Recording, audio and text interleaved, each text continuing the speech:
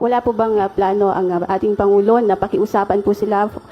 Kayo po, wala po ba kayong plano bilang Pangulo ng ating bansa para pakiusapan mo sila na huwag nang ituloy yung impeachment dahil baka abala nga naman po sa trabaho ng ating gobyerno at syempre sa buhay at pamumuhay ng ating mga kababayan? The Senate has no choice. The House has no choice. They have to do this now.